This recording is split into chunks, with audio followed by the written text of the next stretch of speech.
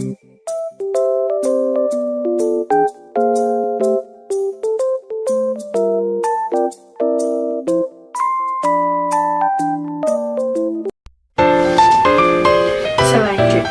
kita masuk kepada pengertian dari standar costing.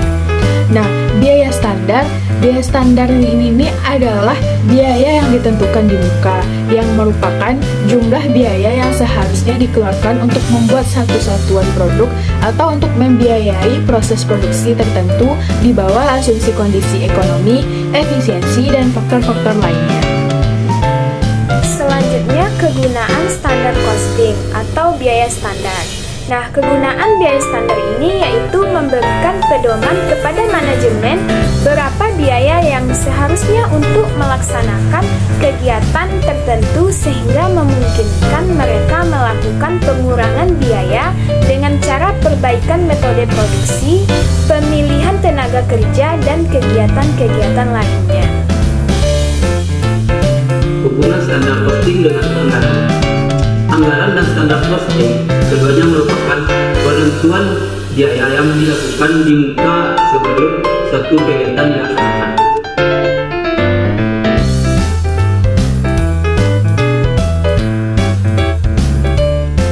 Baiklah, kita akan masuk kepada jenis-jenis standar.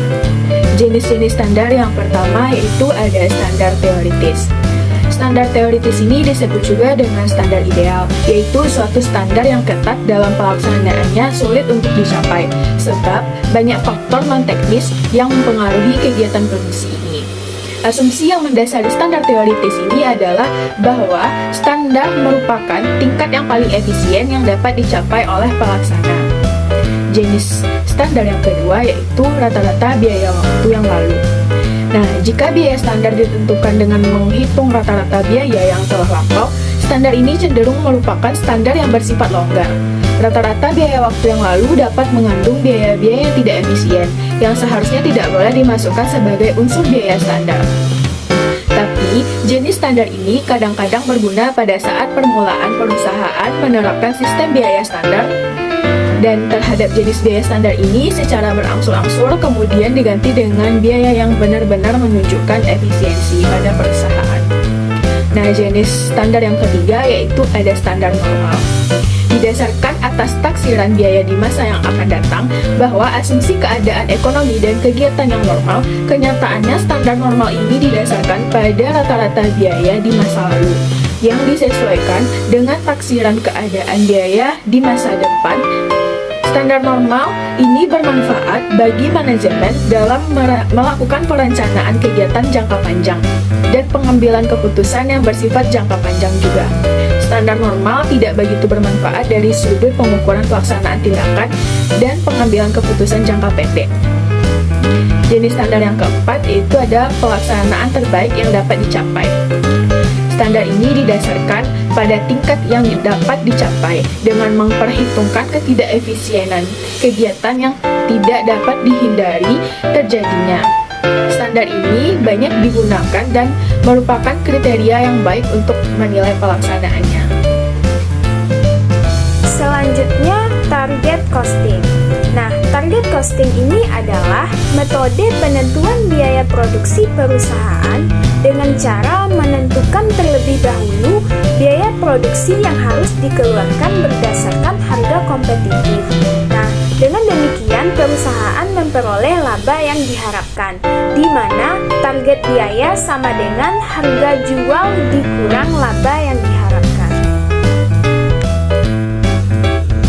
Kaizen costing. Kaizen costing adalah konsep perbaikan terus-menerus atau continuous improvement, di mana setiap tahap produksi diusahakan adanya perbaikan-perbaikan agar lebih optimal dan efektif, sehingga nantinya akan dapat mengurangi biaya.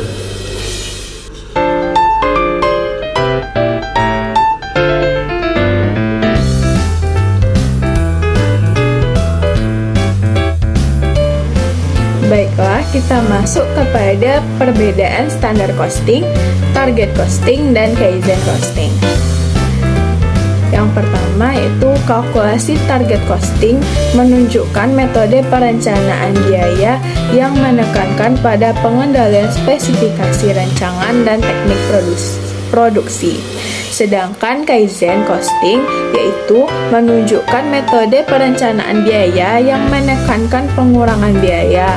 Dan standar costing yaitu menunjukkan standar pergerakan teknis dan ditentukan terlebih dahulu dari analisis internal atas proses produksi tersebut.